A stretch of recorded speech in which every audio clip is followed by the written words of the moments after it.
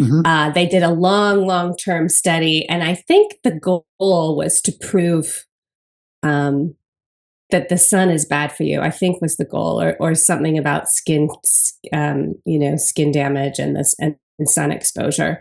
But what they found by tracking people over many decades and tracking their sun exposure was that lack of sunlight was just as bad for you, had the same all-cause mortality as the people who smoked a pack a day. Oh. So not going outside and getting natural sunlight had as bad health outcomes as people who were super heavy smokers. And that was not at all what they expected to find. No. But that's what they found. Because on top of the circadian rhythm piece, there's all kinds of nutrients and power and vitality that we get from being outside.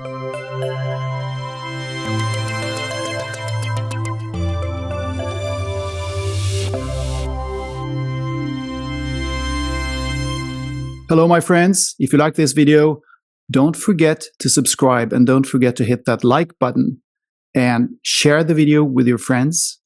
Please support the channel if you can. I appreciate all the support. You can become a Patreon for as little as $1 a month, or you can make a one-off donation via PayPal if you wish. All the links are in the description box below. Thank you. Hi, everyone. Today we will talk about health. We'll talk about quantum health. We'll talk about holistic health, or healing is perhaps the right word. And we will talk about great shifts, true to the name of this channel. I'd like to welcome Meredith Oke.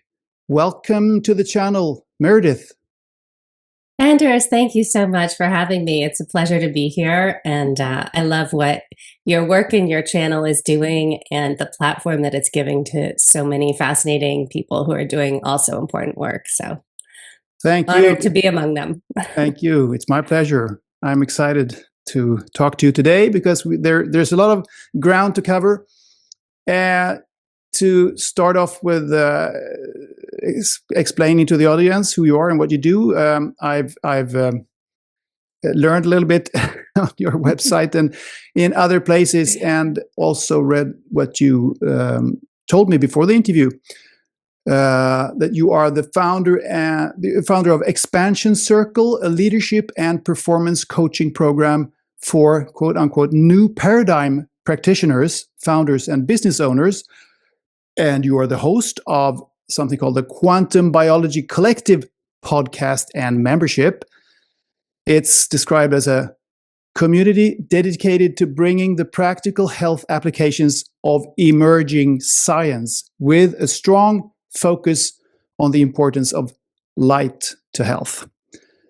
So, just right off the bat, as it were, Meredith, what is quantum biology? Can you just give us the 101 on that one?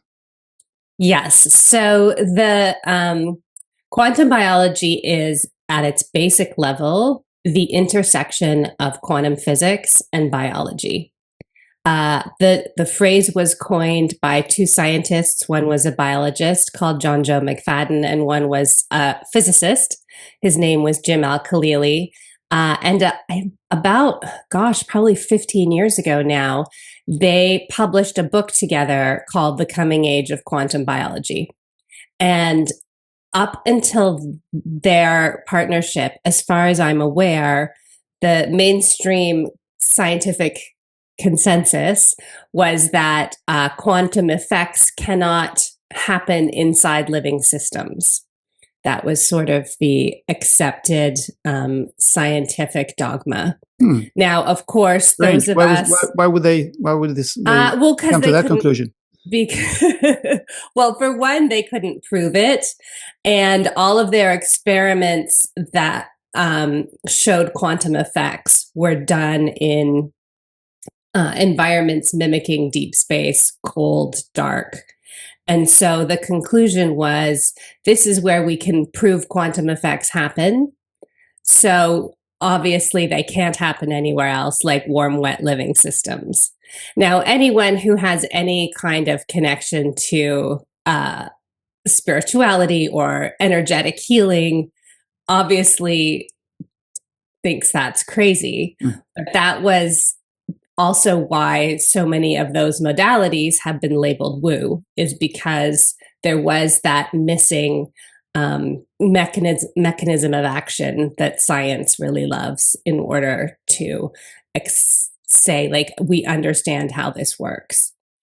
So when these two scientists got together, it was actually quite a risk for them because, you know, as you probably have talked about on this show, science is very siloed and you stay in your specialty and you don't cross over.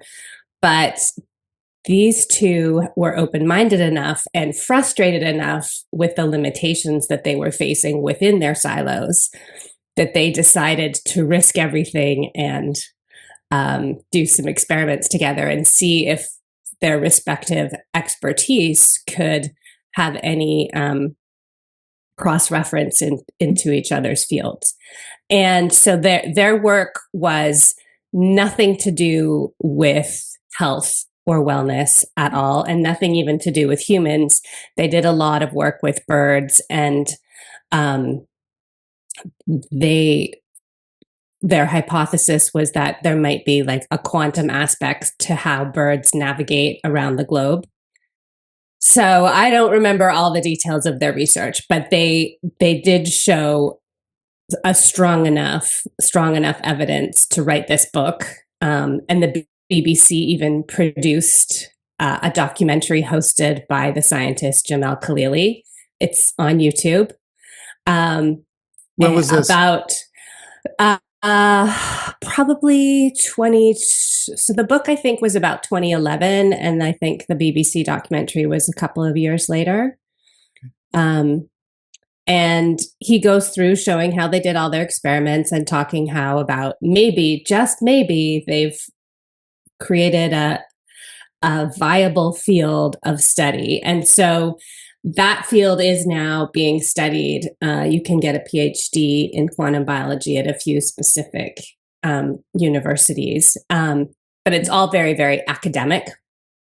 Obviously, physics is, you know, a complex field. And however, there were other people who looked at this and said, okay, if there are, you know, quantum effects happening inside living systems, and the body is in fact communicating in ways that have long been understood by certain people but not acknowledged scientifically, what does that mean practically for human health?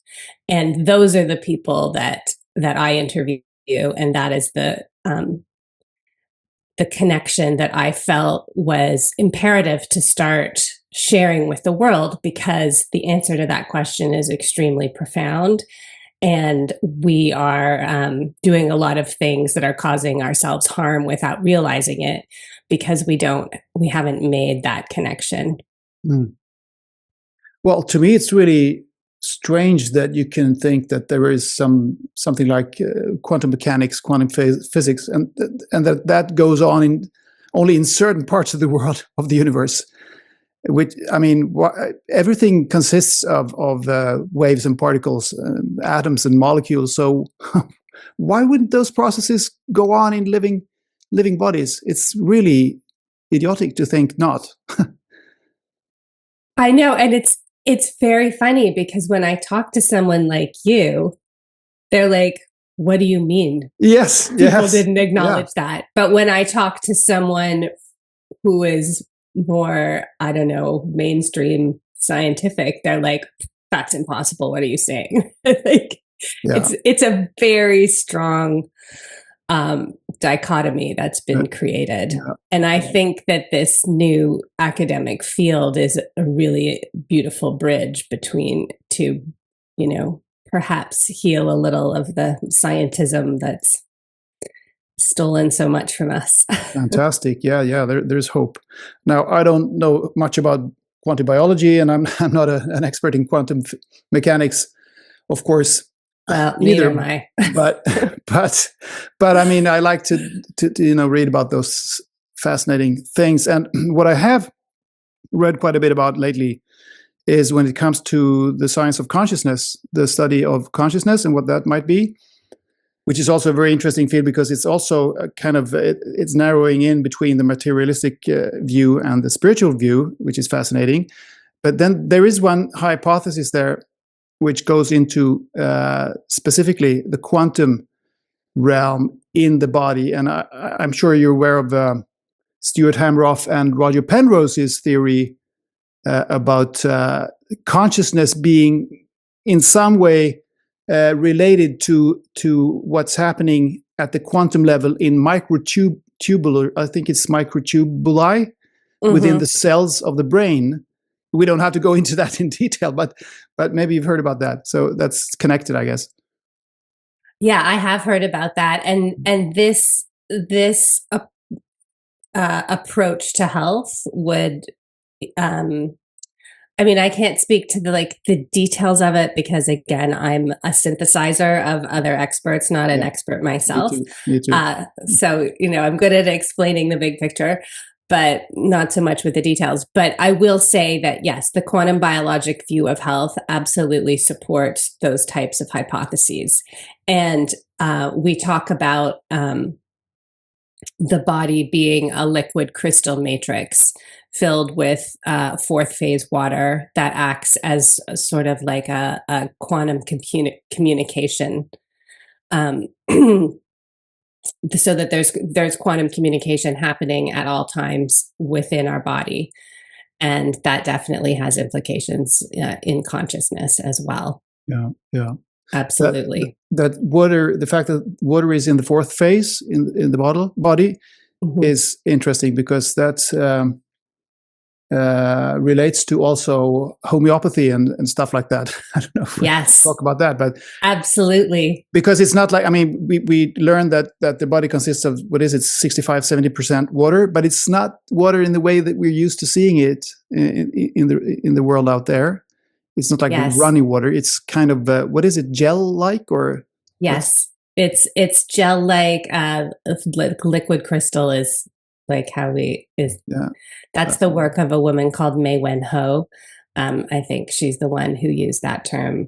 But yes, it's more of a gel consistency. So it's not liquid, it's not gas. It's that's what we call it, the fourth phase. And it has a lot of properties. It acts as a battery, which is where the light is so important because the light charges the water. Some so people the say quality of light that you're getting in your life of all kinds has implications on that as well. Do you believe that memory is stored in that fourth phase? Absolutely. Absolutely. Because we talk about body memory, and maybe it's in the actual water, which also ties in with what homeopaths have said for decades and decades. Yes, and that is absolutely. In fact, I also have a foundation with an institute that trains practitioners in this. And again, I don't teach it, but I hire all the faculty, and one of our faculty members is a homeopath. And she uses homeopathy, food, and light as her modalities.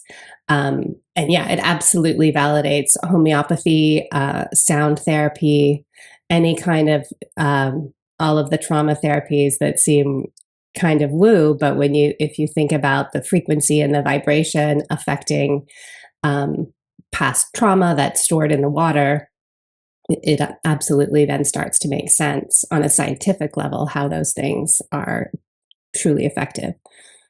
Yeah. I've been thinking that once the mainstream takes off the tinfoil hat from the homeopaths, then we've come a long way towards global healing or whatever you want to call it.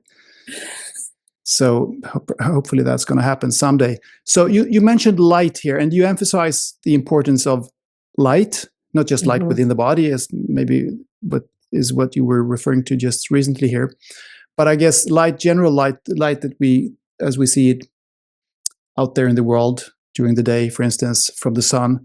I guess that has to do with the circadian rhythm. So why is this important, and what are we getting wrong about this?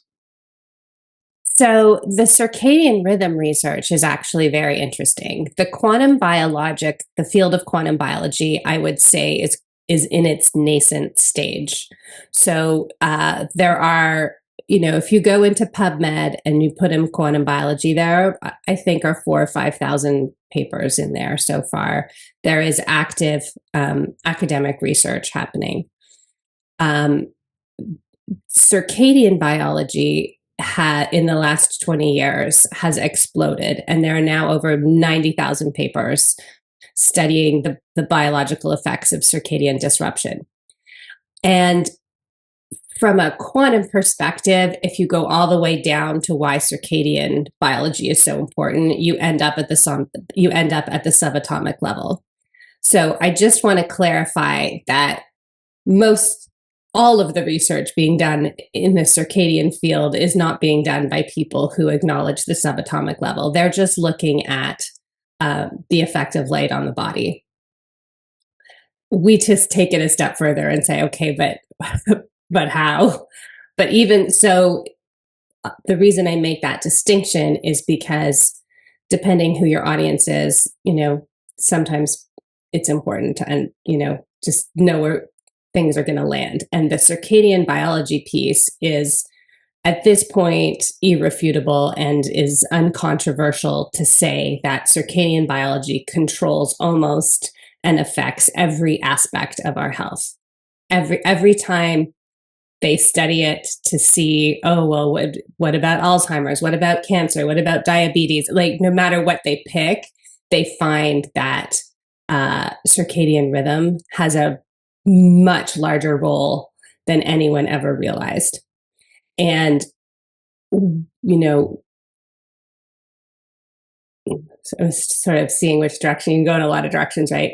But the reason this has become so crucial to understand is because our lighting environment has changed so much. So there was a time where you could live in a healthy way, even 20 years ago, without really understanding how important circadian rhythm was, because we weren't messing around with it quite so much. If you went outside during the day and you had a somewhat dim environment at night, and your light bulbs weren't super bright, like you weren't screwing up your circadian rhythm too badly. But since we've switched to these energy efficient LEDs, since we've started looking at screens, starting with laptops and then moving to tablets and phones, we have been blasting our body with basically toxic frequencies without realizing it. And then our lifestyles are minimizing our exposure to natural sunlight. Maybe I should shut down my ring lamp here. No, it's fine because it's daytime. Yeah, but I'm in Northern Europe and it's getting dark now. It's 3:20 in the afternoon and it's getting dark. Okay, yes. So when we're done, you will want to turn that ring light off. Yeah, and we can get into like how to manage that kind of, how to manage your house so that it's not causing all these problems. But so as our technology changed, because we didn't understand the importance of circadian rhythm, we didn't really think about it too much. The manufacturers of all these products didn't think about it too much. And we have inadvertently contributed hugely to the chronic health epidemic that's happening all over the industrialized world, because we are telling our bodies that it's noon in June when it's 8 p.m. in January. And the light controls all of our hormone production. And so our body is like a symphony with all of the different instruments playing, and light is the conductor. And so every section of the orchestra, whether it's your hormones, your mood, your digestion, everything is controlled by light. So when we screw up those signals, we wreck our sleep. Long-term wrecked sleep, long-term low quality sleep leads to all of the brain disorders, Parkinson's, Alzheimer's, things like that. And then long-term disrupted other things leads to cancer, leads to diabetes, leads to everything. And then in the short term, You feel tired even if you got enough sleep, or you can't fall asleep, or you fall asleep and you wake up and you can't get back to sleep. You have low energy, you're grumpy, all your digestion is off. All of these things turns out are connected to light. Yeah, that is so interesting. And of course, working shifts is a classic. I mean, that's really, Yeah. really bad for your health. But we've known that for quite some time, I guess. And people did work shift even 50 years ago. But nowadays, people are in a way working shifts, but they don't. Although they don't need to do it because they're working shifts in their free time. So That's exactly during it. the night, and yeah, shift work is a known carcinogen. yes. But anyone on their laptop or their phone at 10 or 11 or 12 p.m. at night is doing shift work, because the connection wasn't made about the light. It was just made about the shift work. Yeah. So you're absolutely right. We've all become shift workers. That's probably what, as you say, what has happened in the last 20 years, this free time shift work that we're doing. But what illnesses, what sicknesses, what ailments would you say are the ones that have become more common lately? Or would you say directly connected to this circadian, this screw up of the circadian rhythm that we're engaging? I mean, honestly, all of them. All of them. There is no, with the exception of like maybe the very rare like genetic diseases, and we now understand that almost all diseases are more epigenetic than genetic. So with the exception of those true genetic diseases, every disease is affected by a disrupted circadian rhythm in a negative way. And so I'm careful not to leave the impression that fixing your circadian rhythm is a magic cure. However, I compare it to, say, if you were eating gummy worms as your main source of food, and you got a diagnosis of some sort, like, would switching to eating real food be helpful to your situation? It's like, well, yes. So it's that extreme and that much of a foundational piece to long-term health. And it can be just as, disruptive. There was a study out of Sweden, actually. It's the famous Swedish study. Mm-hmm. They did a long-term study, and I think the goal was to prove that the sun is bad for you, I think was the goal, or something about skin damage and sun exposure. But what they found by tracking people over many decades and tracking their sun exposure was that lack of sunlight was just as bad for you, had the same all-cause mortality as the people who smoked a pack a day. Oh. So not going outside and getting natural sunlight had as bad health outcomes as people who were super heavy smokers. And that was not at all what they expected to find. No. But that's what they found. Because on top of the circadian rhythm piece, there's all kinds of nutrients and power and vitality that we get from being outside, even if it's gray and cloudy and not nice. Getting direct sunlight gives you some things, and getting light in general gives you other things, I guess. So it's a bit. Yes. Okay. Yeah, I'm glad you said that about the sun, because I was going to ask about that. I had this question later on here, that we've been told that the sun is dangerous. I didn't know about that Swedish study, I think, but I mean, this is very common. You read about it all the time. But I have actually seen lately some headlines indicating that maybe it's not that simple. Maybe we need sun after all. And I mean, it's intuitively self-evident, isn't it? I mean, you feel better when you're out in the sun. Of course, you're not going to sunbathe for 8 hours when the sun is, right above you. Nobody does. I mean, nobody should do that. But to walk around in the sun for an hour in the summer, it's everybody feels better doing that. So, yes. I mean, we've been instructed to avoid it or smear, thick layers of artificial sunscreen. To protect us. Carcinogen cream. How bad advice is that, to smear yourself with thick layers of sunscreen? It's really bad.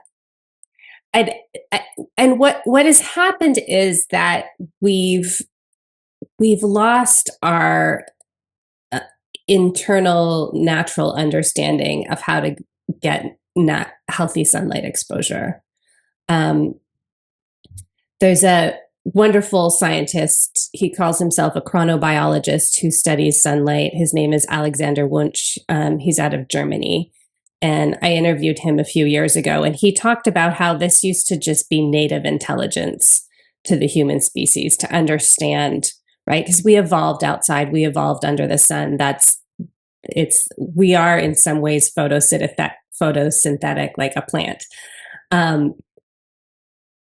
And he talked about how we used to just sort of intuitively understand how to like not get too much sun exposure. But now we're like inside all the time, and then we fly somewhere hot for a vacation, or we are inside all the time, and then we go out in the middle of the summer, and like, yeah, it's a shock to the body, and it's not a good idea to get a sunburn. However, if we understand how to be in the sun and how we're meant to be in the sun, we don't get sunburned, and there is like unlimited health benefits of being outside. Yeah. So, for example, if you're outside in the early morning before the UVB comes up, which is what gives you a tan, which later gives you a sunburn, the infrared light creates like a natural SPF of about 15. So if you are outside intermittently starting in the morning, then when that noonday sun does hit you, it's not a shock, and you don't like start frying immediately. Right. And then same with the sunlight, the infrared, the UVB goes away at sunlight, and that infrared light has a healing effect on the skin to repair any damage that happened during the solar noon period. So once you start to understand that, it becomes pretty easy to go outside without sunscreen, because you're not forcing your skin to deal with things it's not meant to deal with. And we just sort of use a rule of thumb. If you're lighter skinned and you start to get you start to pink up a little, it's like, okay, we'll go in the shade or put on a hat.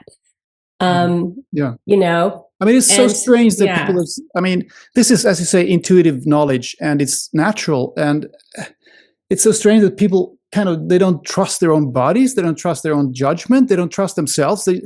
For how long can I be in the sun now? I have to read this, read about it in a book, or I have to ask my doctor.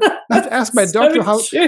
It's so stupid. Of course, I go outside. I mean, when it feels too hot and you feel that you're getting burnt, you go inside, or you're going to the shade. End of story. So, I mean, it's really, it's actually funny, but it's also tragic in a way that people have lost faith in their own. It's sad. And it's sad too, because there are so many health benefits, right? And you see children and they're at the beach and they're wearing like a hat and sunglasses and covered up every inch of their skin because their parents are trying to do what's best for them. Of course. Yeah. Right. Like the intentions are good, but And you know, what would be best is to have breakfast outside with your child in his diaper and then take him outside to play. And when it gets really hot, put him in the shade. Get the child used to sunlight gradually. I actually read some expert, some professor the other day saying that he thought, or he was convinced that the increase in skin cancer that we've been seeing, it's actually petered out now in Sweden, at least lately, but that we've seen during the 1990s and the early 2000s is due to the use of sunscreen and not due to exposure to the sun. I mean, I would personally agree with that assessment. Yeah. And there's two ways. So one of the ways that sunscreen can be harmful is the ingredients of the sunscreen themselves. And then in combination with the sun rays, perhaps. Yes, perhaps. But also because they are blocking out certain rays, they could be making the sun carcinogenic when it's not, because we're meant to be absorbing the full spectrum. That's how our biology is designed. So when we are like, oh no, this bandwidth is bad, so I'm going to put these chemicals on my body to block just that, but let this and this through. Like, we're not designed for that, right? Like, it's like pulling out certain pieces of a full spectrum of the full spectrum of light and the full spectrum of frequencies, and blocking some of them and expecting that not to have an effect, and maybe it does. So I think there's a lot to unpack there, and I think that this is it's in the early stages of being understood, but it does definitely bear asking why skin cancer rates went up in places like the Pacific Northwest in North America, where nobody gets, it's very difficult to get too much sun exposure. But everyone still wore sunscreen because they were told to.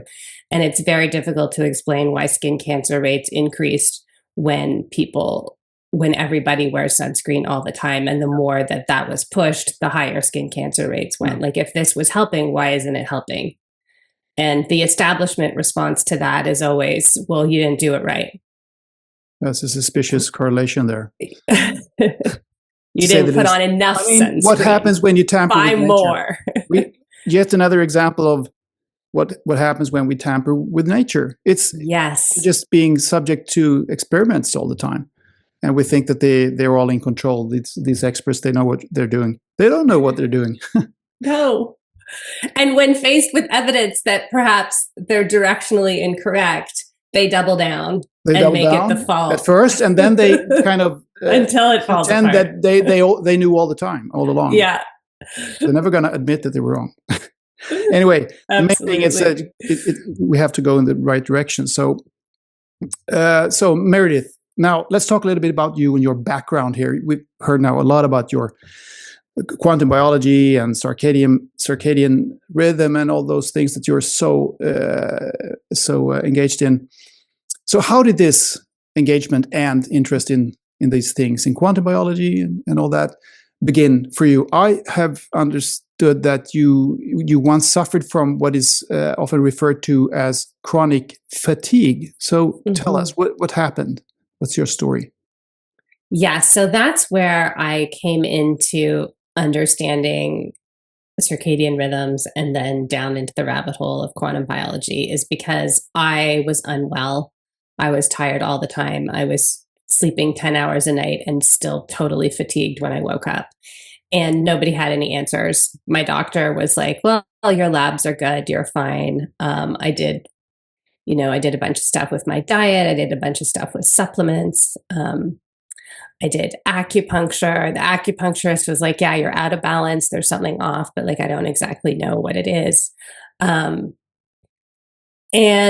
I was getting a little desperate because I'm like, okay, well, I'll do some food stuff. Oh, okay, well, I'll do some fitness stuff. Okay, I'll do supplement. Okay, and like some of it helped, but it wasn't, like I wasn't feeling normal. And at the time I was, in my late 30s, and I felt like it seems a little early to be out of energy every day. I have young children, like this isn't going to work. So I am like you, where I listen to all the things and watch all the things, and I'm way out on the fringes all the time. And so I was like, what has crossed my path that I didn't really let in at the time because it didn't seem super relevant?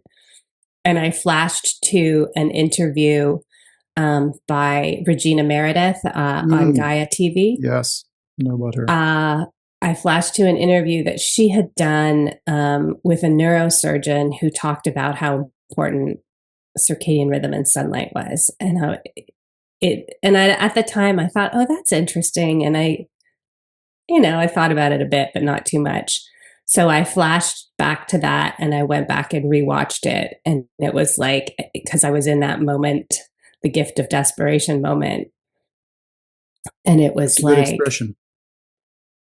Oh, oh, wow. This is very likely the huge piece that I've been missing. And so I re-engaged with that material, and it was hugely helpful to me. It was helpful to my children.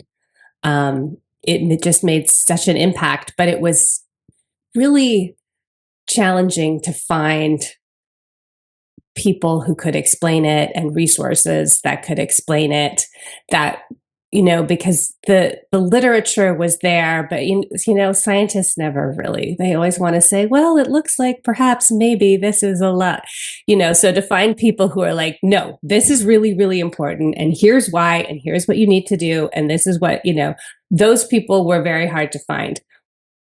So because of my background, actually started in media, but in media and coaching, giving people information that they can wrap their heads around and take action on was my thing, right? Like as a coach, it's like, you can have an insight, but if you can't do anything with it, it doesn't really matter. So I felt like my calling became finding a way to create a structure for this information to be widely dispersed in a credible way, but also in an accessible way that wasn't being gate kept by institutions.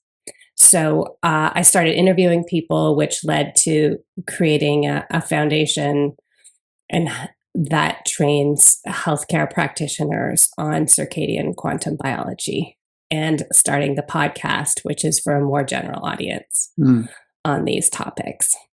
You mentioned also that you had an awakening of sorts. Is this what you were explaining now, that the awakening? Would you call that the awakening, or did you have some kind of a spiritual awakening also in that process? Or well, there have been a lot of spiritual awakenings. So, as I said, I relate to your story, Anders, because I, also worked in the media. Yeah.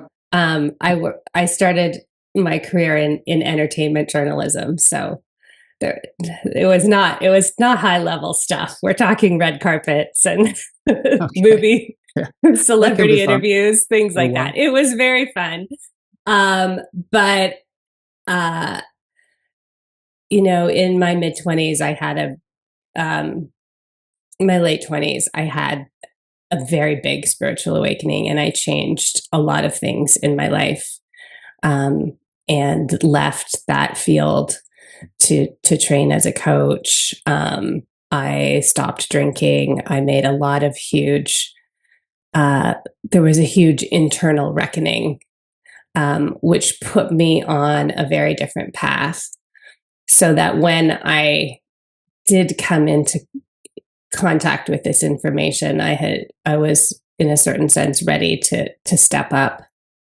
And I also had an awakening around COVID, in terms of truly understanding how imperative it is that people like us follow our intuition to share information, because the people that we trusted to do it are not doing it.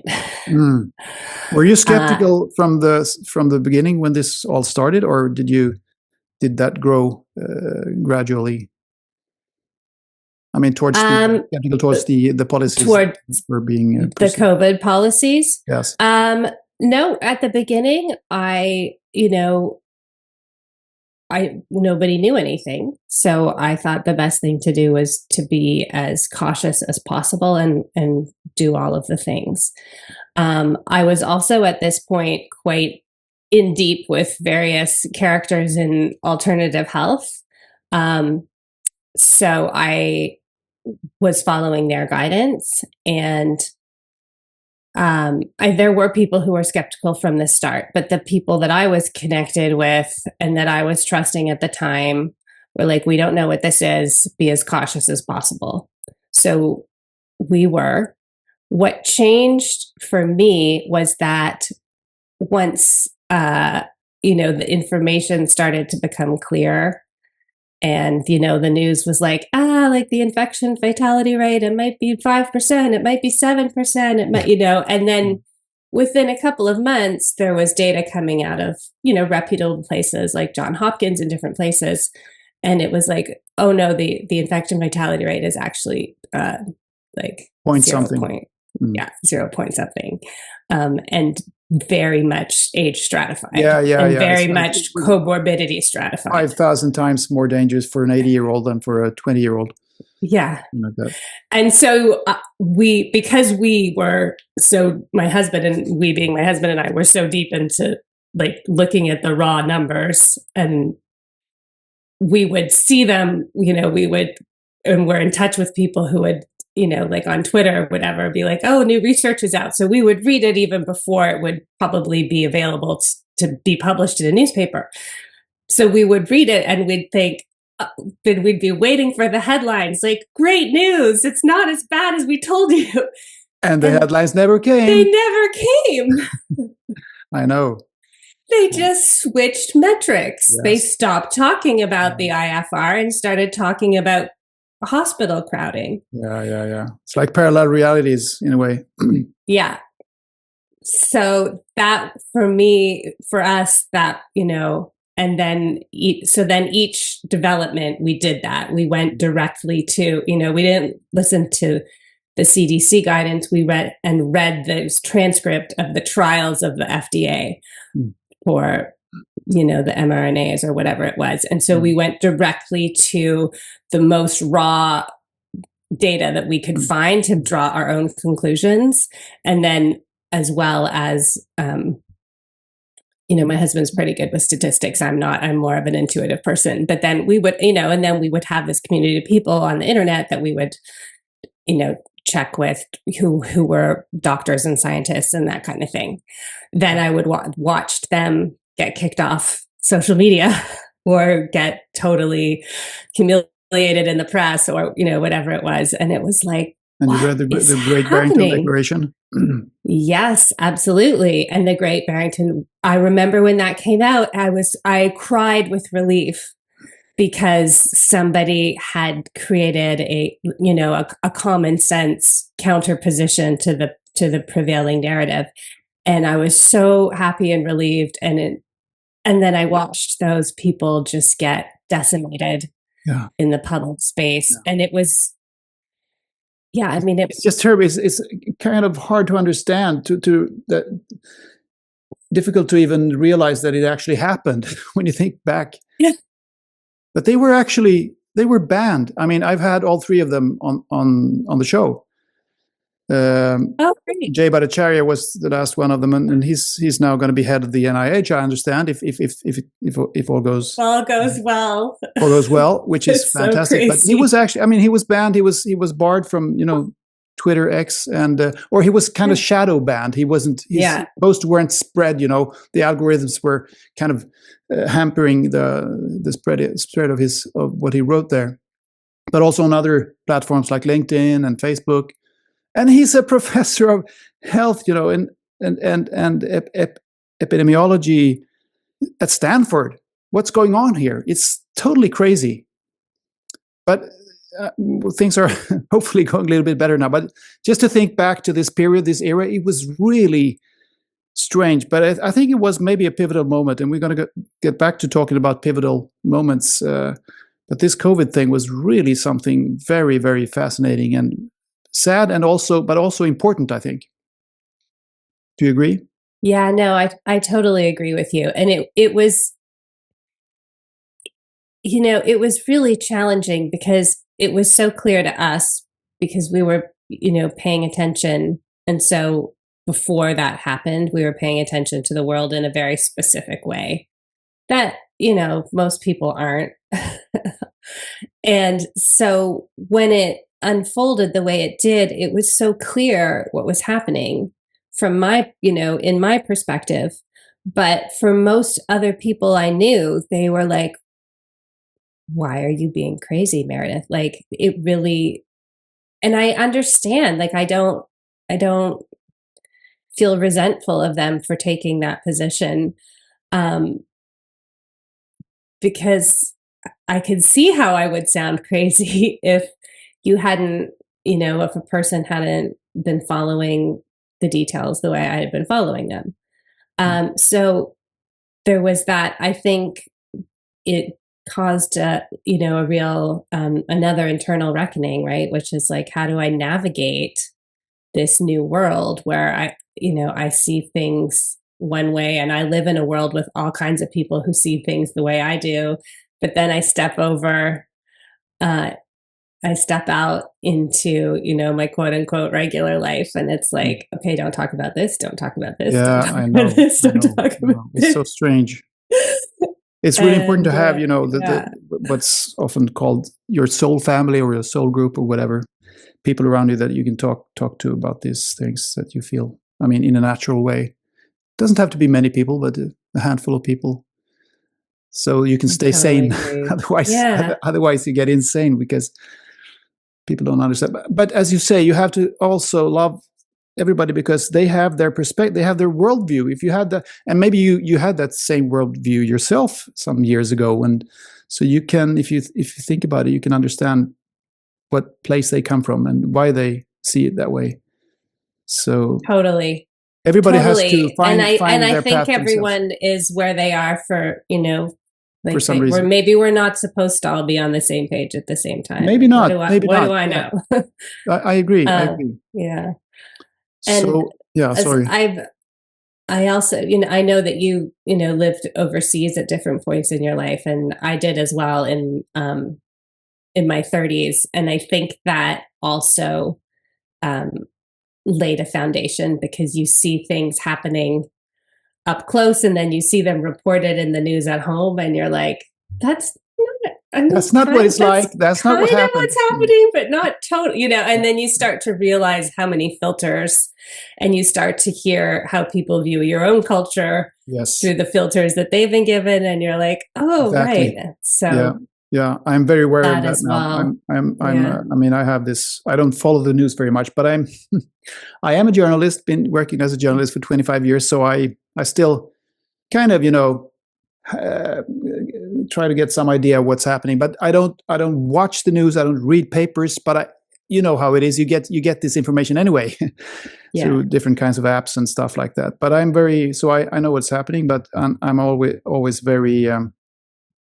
cautious to believe everything that's written there. It's often, like somebody said, I think it was Michael Tellinger, there's always a golden thread of truth in everything that you read in history books, in the media and everything. But that's just what it is. There's a golden thread of truth. And that can be very thin, or it can be a bit wider, thicker, but it's never the whole truth. Never. And it can't be, because the world is so complex and there are so many angles to things and there are so many worldviews out there. So you have to be aware of that all the time. I mean, it can be interesting to hear what the mainstream says about certain things, but then you have to check for yourself, think for yourself, go to the sources. If you're interested in this in the topic, just go to the sources, like you did during the pandemic. You did very good there. Oh, thank you. Excellent work. Thanks. And I love that about the golden thread of truth. That's beautiful. Yeah. Oh. That's beautiful. So you talked at length here about that strange period a few years ago. And speaking of that, or segueing from that over to this broad question that I want to ask you, do you think that Western medicine does more harm than good?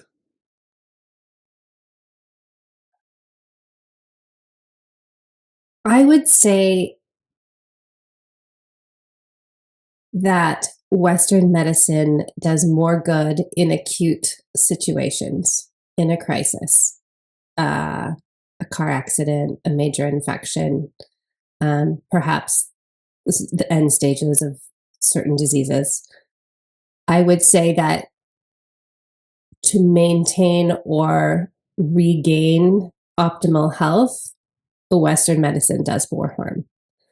I don't think that it is possible to maintain health living solely inside the paradigm of a primary care provider that is covered by your insurance or your government or whatever.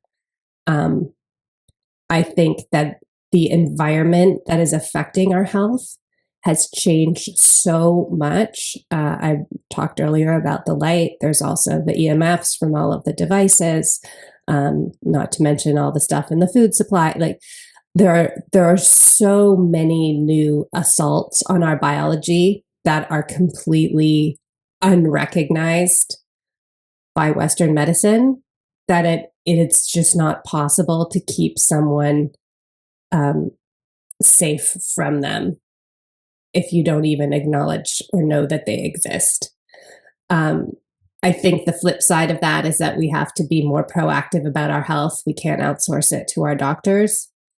And the good news is that it's not super complicated to address these things, but it does require an elevated level of an awareness. And I think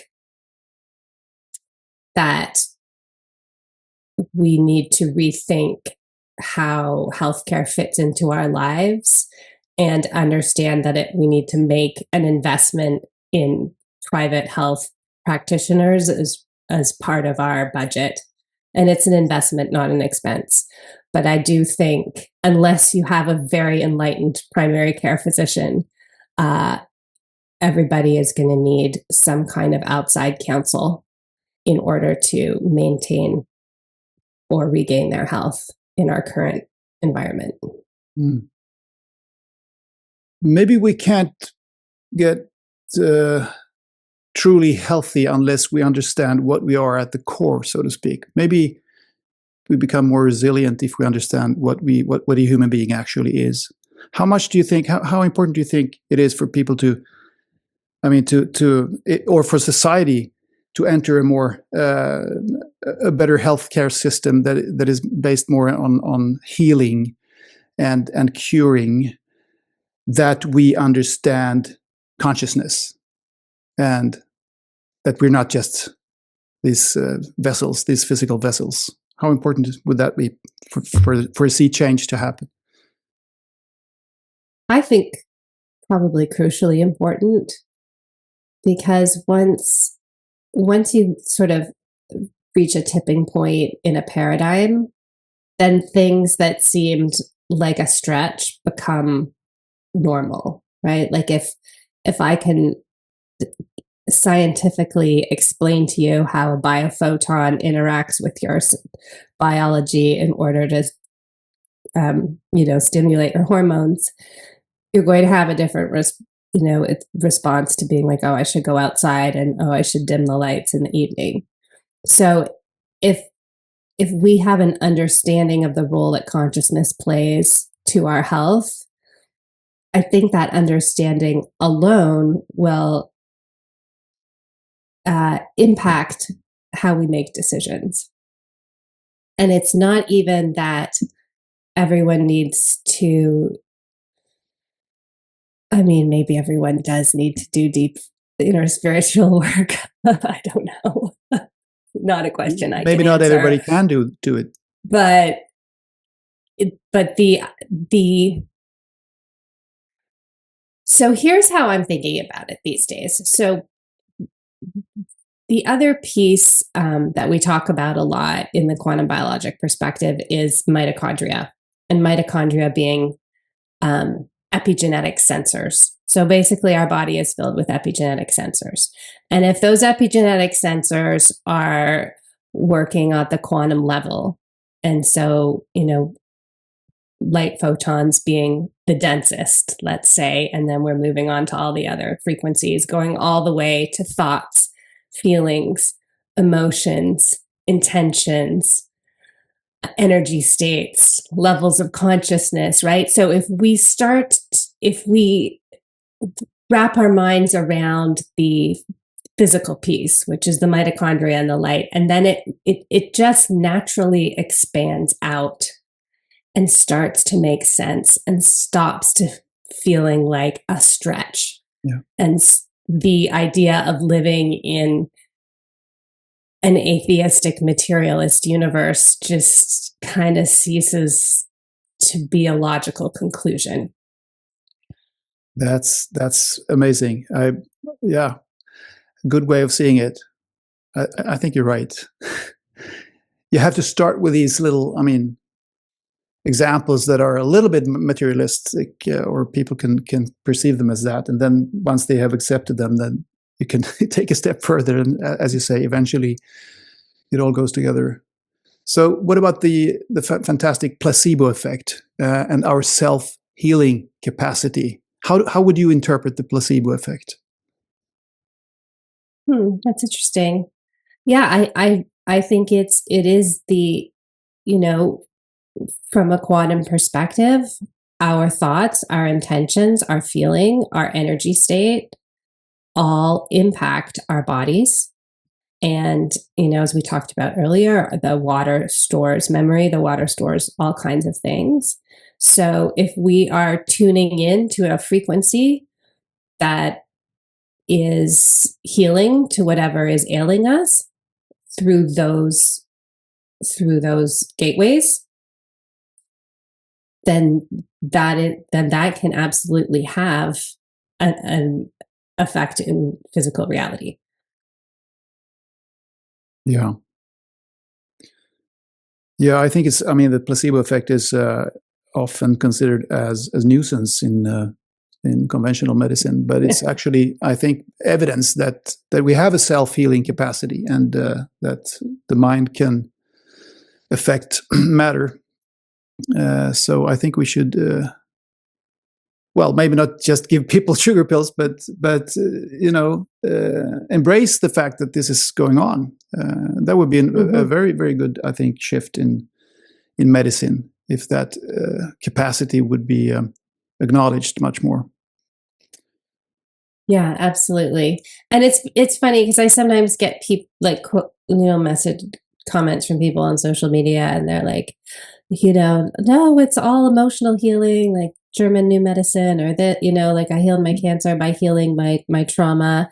And that is, absolutely. And it's not that, anything cancels anything else out. It's not that, needing a supportive light environment means that emotional healing doesn't also have beneficial effects.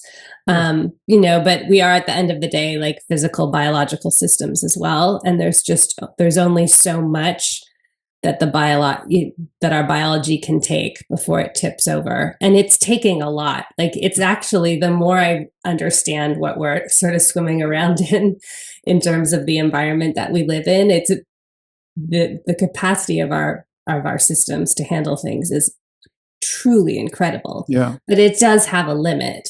So my take where is that? Where is that? And that limit is different. I know, and it's different for everyone. Yeah. Right?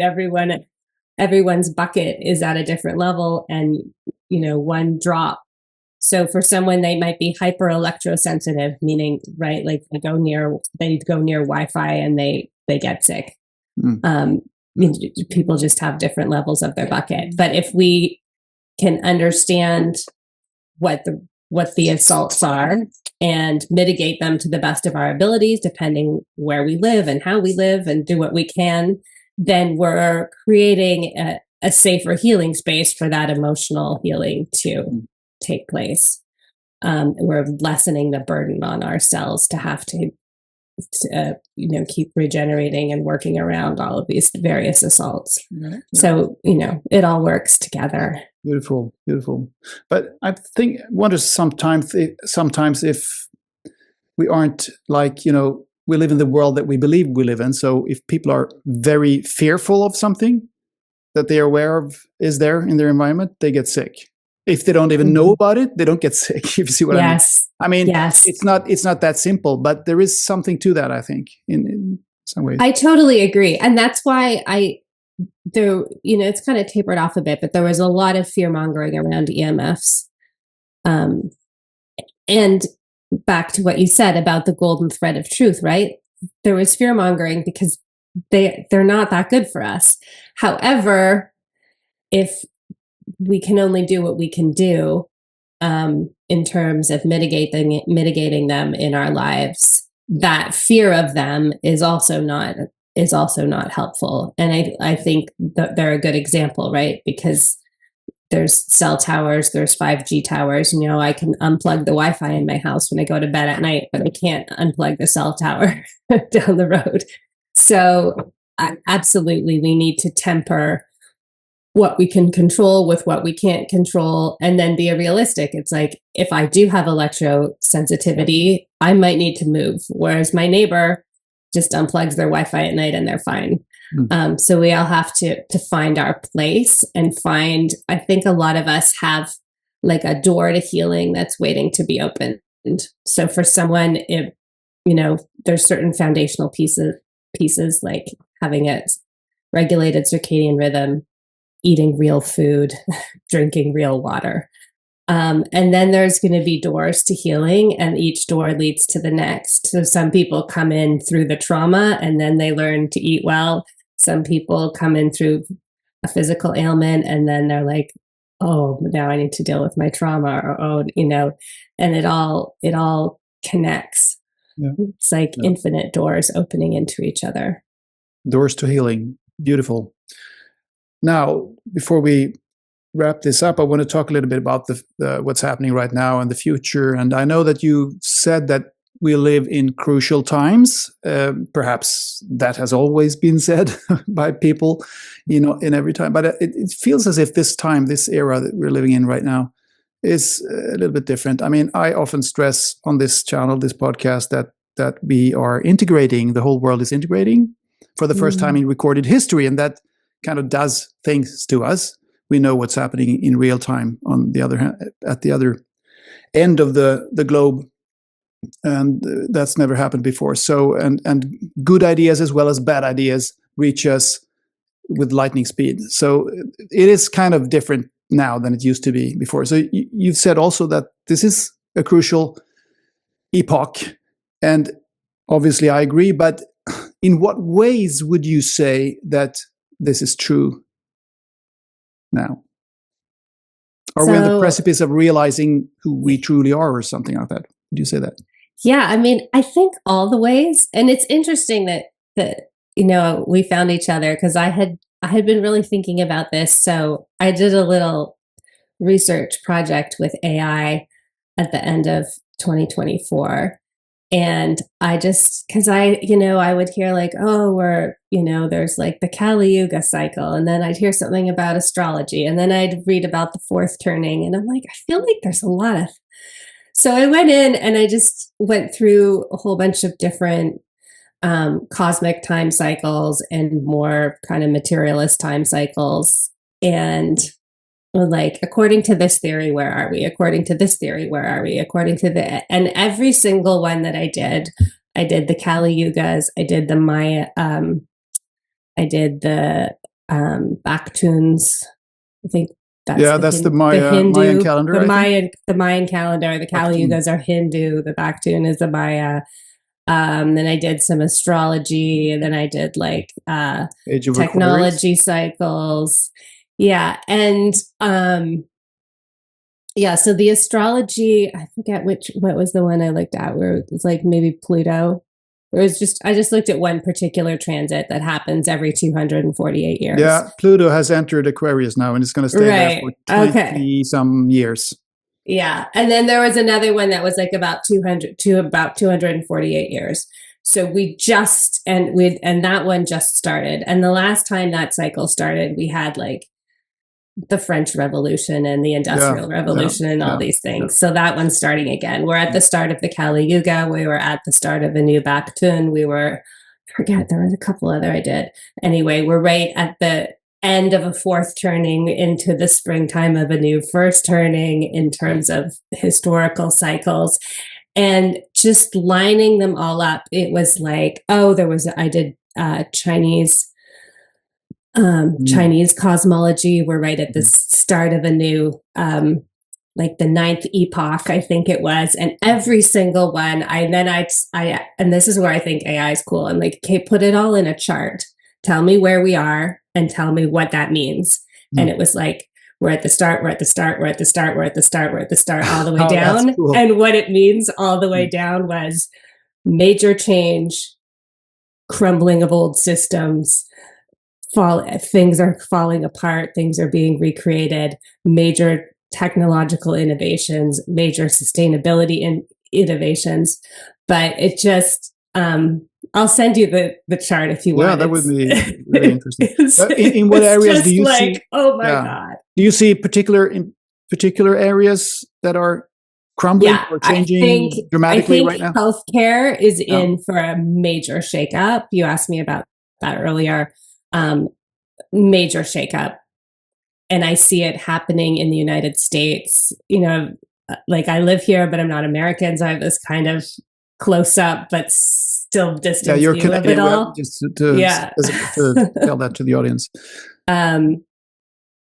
And yeah, I mean, even just in this country, a few months ago, you know, somebody asked me like, oh, do you ever worry about, you know, being censored or targeted because you talk about weird health stuff? And I was like, not really, because I'm very under the radar. I'm like, that's the major targets are going to be like RFK and Jay Bhattacharya and people who are out there with a high profile. Those are the people the establishment is going to go after.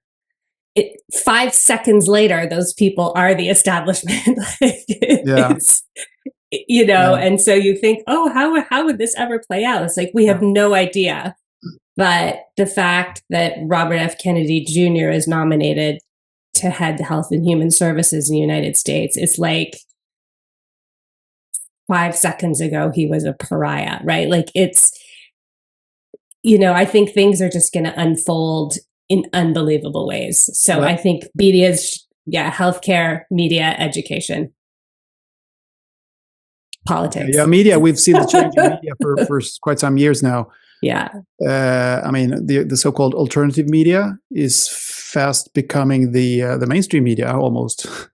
Yes, well, which was another. But it's, I mean, not really. I think this last election made that hypothesis true. Made that theory true. Joe Rogan has how many viewers did he have on that interview he did with Donald Trump? I think it was 40 million or something, 38 million. And how many viewers does CBS get for a 60-minute interview? I mean, a fifth maybe of that. So it's really changing. And education, you said. What about the school system? Is it going to change completely? Do you see that it's changing? Are people homeschooling more, or is it changing? I think homeschooling is on the rise. I think alternative schools are on the rise. I think AI is going to evolve in a way where it can not replace human teachers, which I think would be terrible, or human interaction, but support teachers so that they can be giving very different lesson plans to all the students in the room. They don't have to have everyone in the room be at the same level. They can they'll be able to very easily modulate what each child or each person, depending what's going on, is learning. So I think that's going to make education a lot more flexible.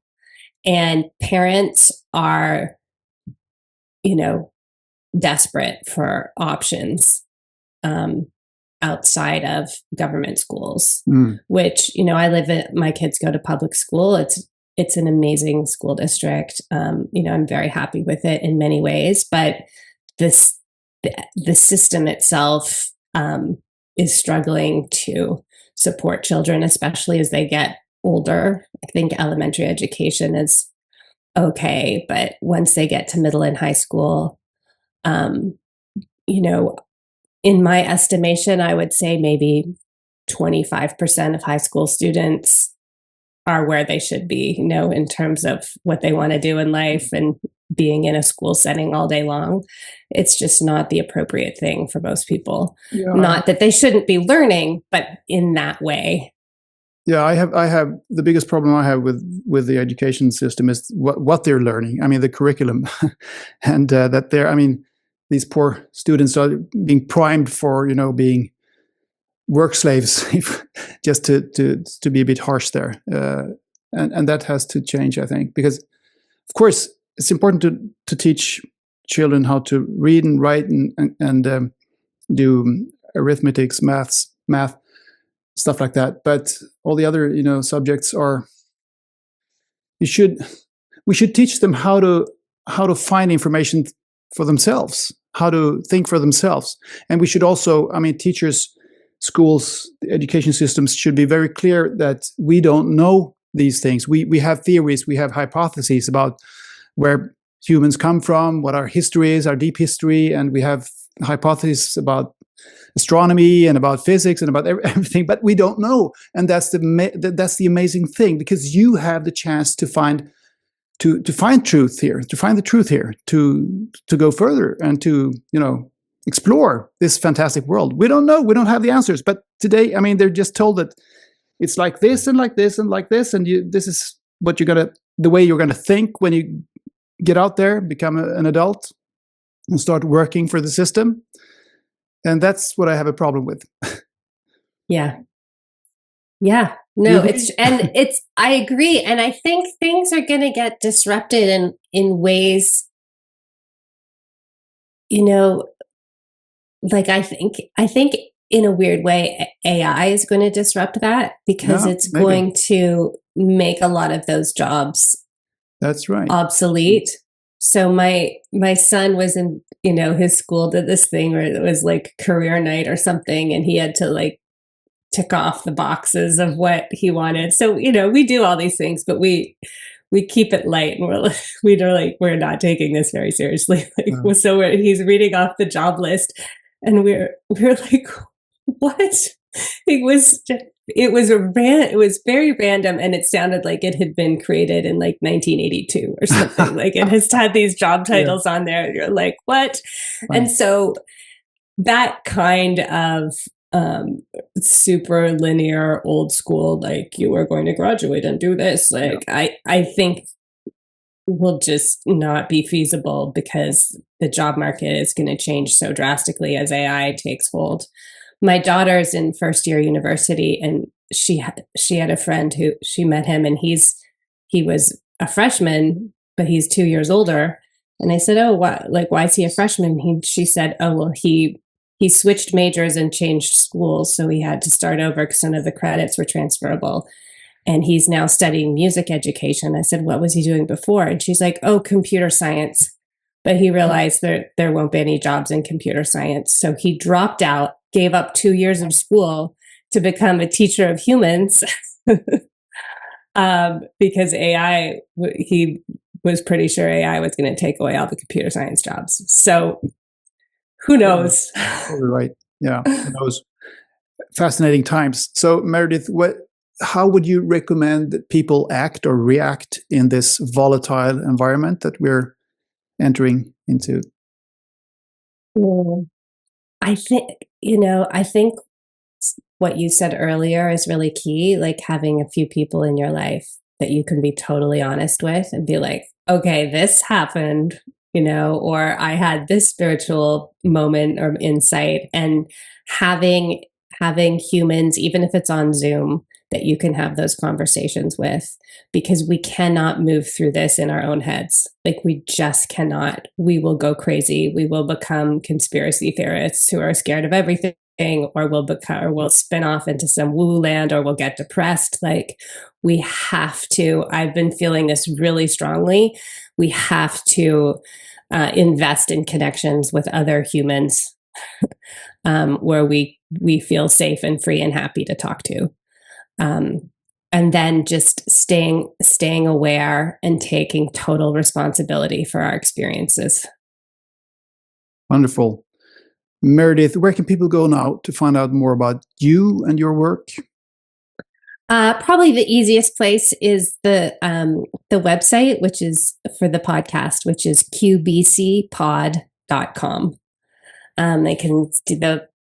They can find episodes on there, and they link to all the stuff we do is linked out from there. Great. And links will be in the description box as always.